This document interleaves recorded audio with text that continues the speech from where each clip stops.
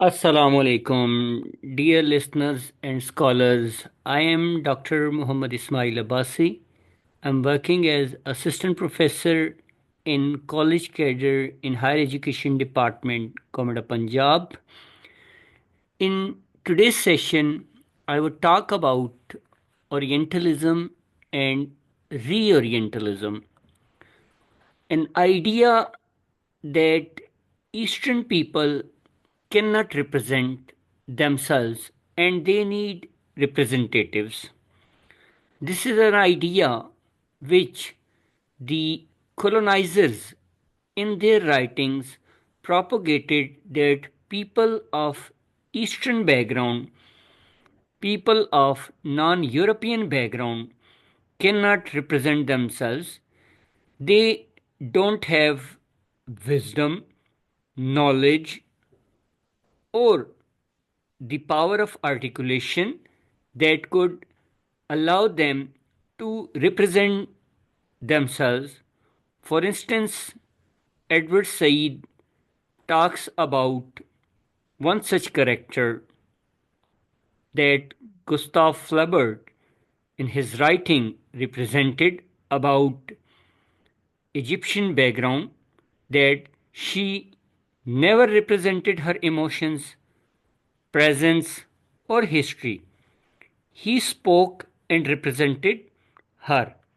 So here he is the colonizer. Here he is a patriarch who controls the discourse of Orientalist individuals and represent the Orientalist culture and language in his own way of life. So, for student of literature and criticism, Orientalism offers a marvelous instance of interrelation between society, history, and textuality. Moreover, the cultural role played by the Orient in the West connects Orientalist with ideology, politics, and the logic of power, matters of relevance to the literary community.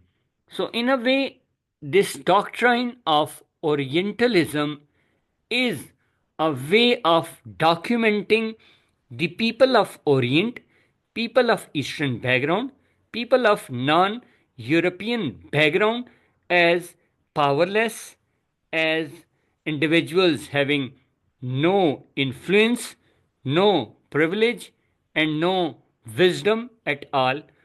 Orientalism, suggested by Edward Said, Orientalism as a Western style for dominating, restructuring, and having authority over the Orient, can be explored in post colonial literature. In these narratives, the characters belonging to European background remain privileged, whereas the people of Eastern background or origin remain deprived in all affairs of life.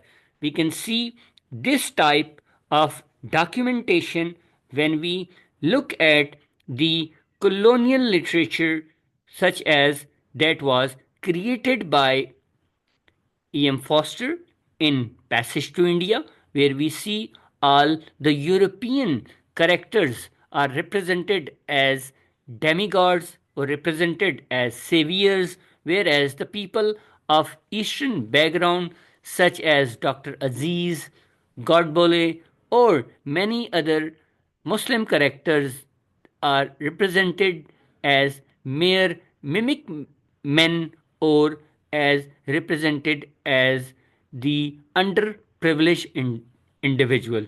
Likewise, in Heart of Darkness, we can see the same thing that has happened in the shape of Mr. Kurz, who was from a European background, and many other native people, African people, they remained silent, they remained subaltern, and they remained the voiceless individuals. Similar is the thing that you can see in many other narratives, such as you can see that how William Shakespeare in his one of his plays, The Tempest, documents the same thing where he marginalizes Caliban and his mother and gives power to Prospero, his daughter, and all the white Europeans who go over there and enjoy all the perks and privileges. Colonized Orientalized individuals, how the female characters belonging to both era remain marginalized and subjugated. Orientalism sees how the Orients have been Orientalized by the Westerners, using their literary writings as a means to depict their ideology. The literary writers of colonial background misrepresent women of native origin.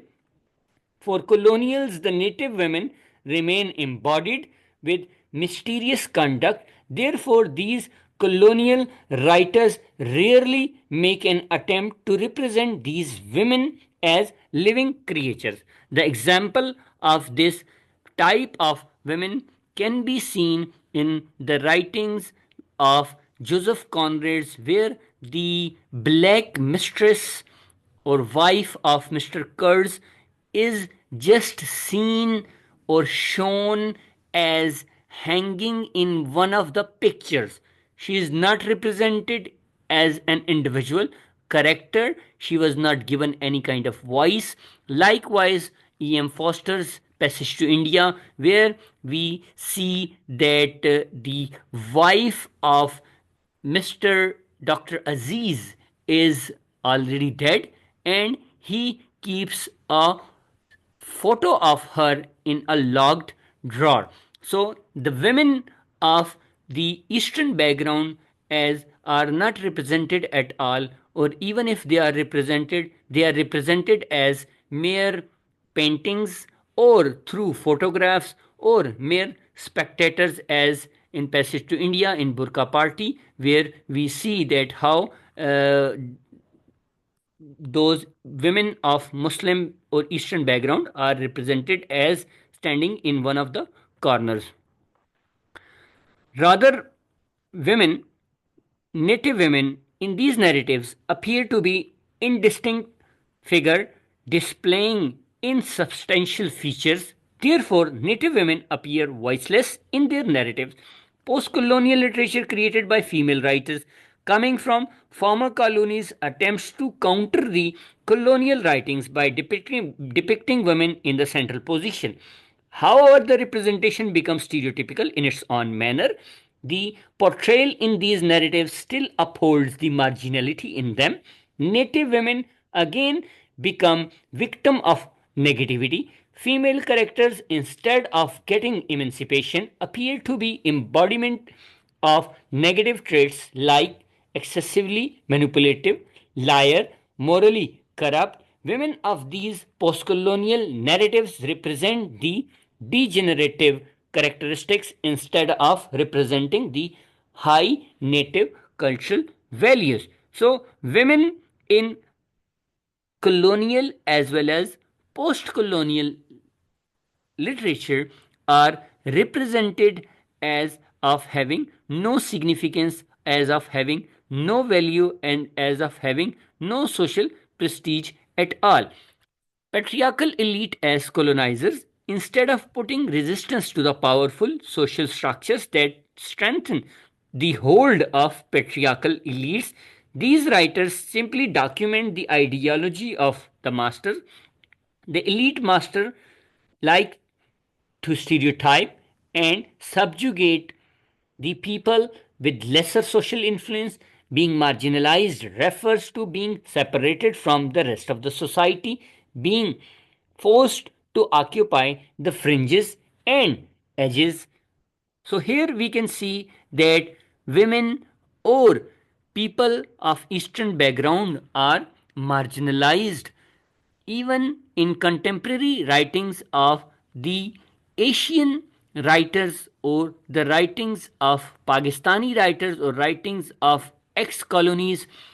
Here, the concept of triple marginalization propagated by Gayatri Chakravarti Spivak is also of greater importance, where we can see that the question of women seems most problematic in this context. Clearly, if you are poor, black, and female, you get it in three ways. The women of non-European milieu stay underprivileged on account of their social and ethnic status. The writers of colonial background follow the same model and depict these native women as more marginalized beings. So, the women of poor, black, and feminist background are marginalized in triple marginalization, and women of Eastern background are underprivileged on various accounts.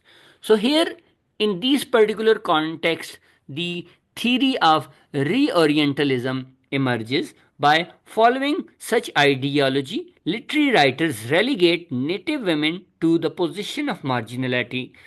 The plight of women is one such example of exploitation, as their situation remains unchanging in all the circumstances. Reorientalism further elaborates influential model of the Oriental woman. She never spoke of herself, she never represented her emotions, presence, or history. So she is the one who remains sidelined. She is the one who remains marginalized in the contemporary document. She was marginalized in the prior colonial document. So the situation doesn't change for her. Reorientalism sees that Orientalist practices are still intact. Orientalist practices of Westerners are still in practices. Conquering and dominating the East has been an old practice among the Western powers. Edward Said, in his Orientalism, rightly identifies the plight of the Orientalist as the hand of the Europeans. There are Westerners and there are Orientals. The formers dominate and the latter must be dominated. After getting strong control over the resources of the native countries, the white Europeans like to marginalize the native population and enjoy that particular power upon the individuals of native background. The Western people have a centuries old assumption about the Eastern people, especially women, that they are inferior in status as compared to Western women.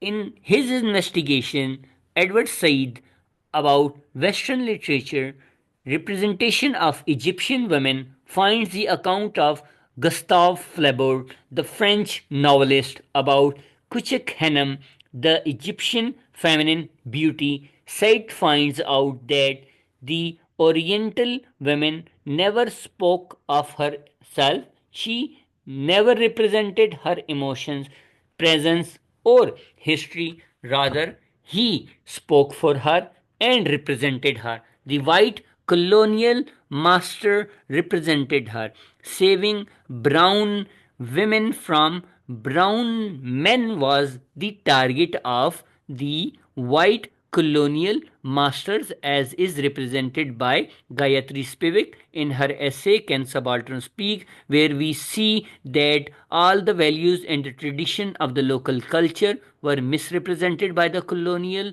uh, experts and by the colonial scholars and thinkers, and rather they misrepresented all those traditions and rituals. And one such tradition was the tradition of sati, which we would talk in another session when we would talk in detail about can the subaltern speak, which because that is a different framework for another session. Reorientalism differs from Orientalism in its manners of and reasons for referencing the West. While challenging the meta narratives of Orientalism, Reorientalism sets up alternatives, meta narratives of its own in order to articulate Eastern identities, simultaneously deconstructing and reinforcing Orientalism. While remaining Eastern in voice, the discourse of Reorientalism is a discourse which is an orientally generated discourse coming out of post-colonial and diasporic legacies. So reorientalism is a kind of meta narrative that challenges the orientalism and sets up an other alternative articulation to Eastern ideology, but we see that deconstruction does not happen, and rather the Eastern voice and discourse is a discourse which gives more power and prestige to Orientalist ideology and the ideology of the logocentrism or Eurocentrism, where the white man was dominant and stays privileged in these narratives as well. Colonial legacies, despite having far more access for self representation than previously, deep rooted post colonial legacies continue reinforcing the significant power imbalance, particularly in way knowledge is selected, constructed, authorized, then recognized, legitimized, and disseminated. The power imbalance where the creation and reception of knowledge is concerned, which is still which still remains highly Western centric. So, here power, knowledge, and all the legacies are Western oriented, Western individual, Western character remain in power and remain in control and influence, whereas the people of the Eastern background remain underprivileged and are dominated. Another angle of intrigue in reorientalism theory is how the process of representation, although no self representation by the East continues to be filtered through Western lenses in very similar style to reorientalism and reference the West as center in framing representations and anticipating audiences. As such, the West maintains its advantageous position as the center. So, West remains at power at the center, whereas the East goes to the margin and East goes to a sideline.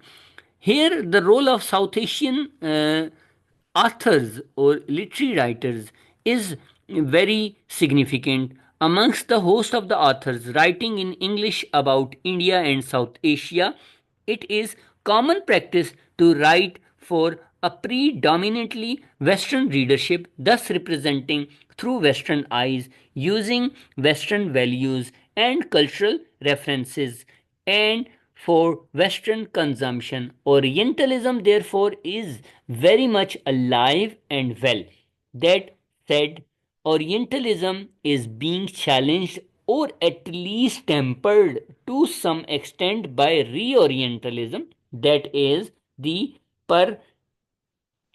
perpetration of certain strands of Orientalism by Orientalists. So, Lisa Lau, in the theory of Reorientalism, rightly points out that how these authors of Eastern background are playing their role in strengthening the Orientalist ideology while thinking or assuming that they are countering that particular ideology, but in reality that counter argument does not remain very much in practice, because here poverty as exotica is represented, and here the issues that are taken by those people of Eastern background are very pity, and the way all the culture and values of individuals are represented, such as in the documents of Mohsin Hamid or documents of Kamila Shamsi or Aravind Adiga,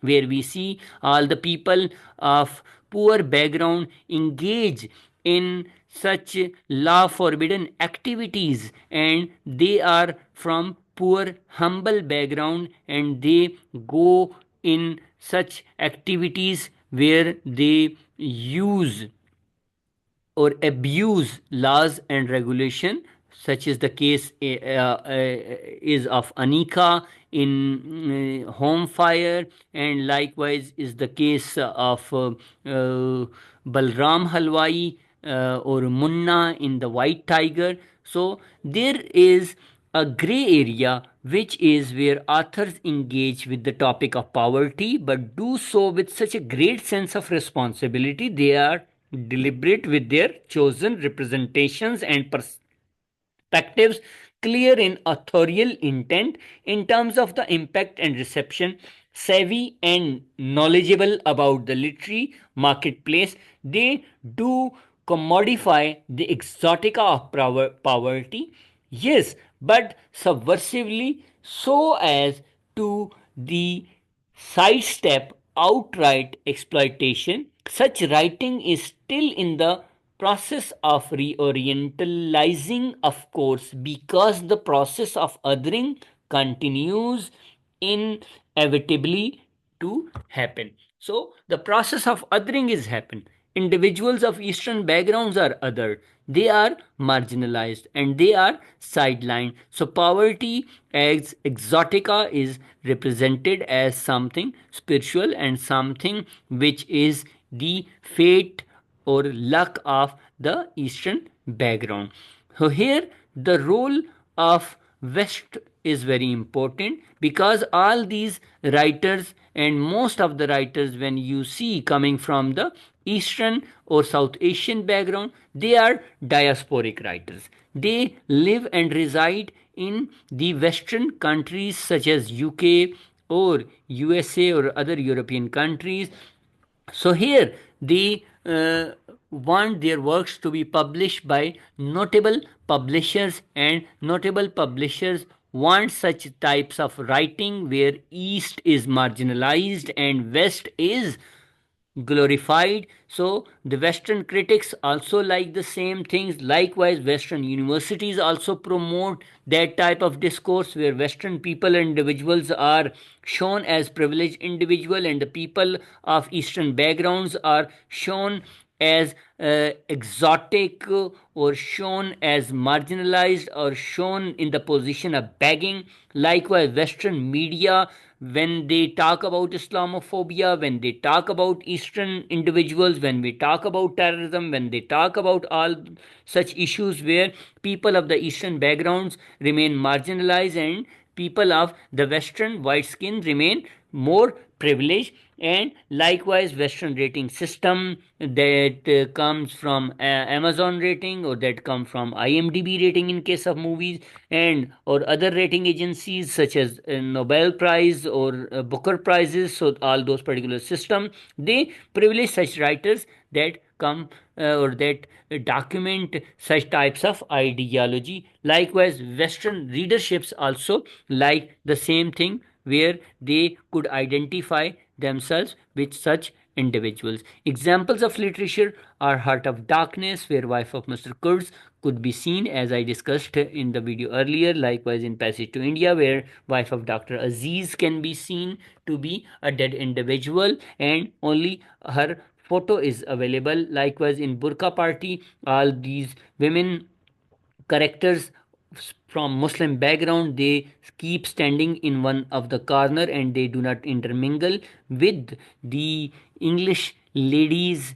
such as Adela Quested or Mrs. Moore, and rather they remain indifferent and they remain sidelined and marginalized.